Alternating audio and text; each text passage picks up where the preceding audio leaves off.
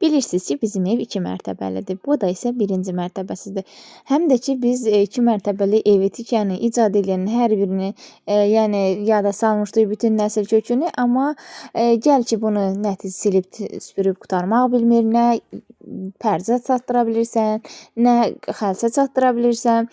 İndi məni qınayanlar gəlib tökülüşəcəklər ki, bu qədər xalça olar. Bəli, bu qədər xalça olar. Çünki uşaq balacadır deyə mən məcburam ki, bütün evin hər tərəfini eləyim.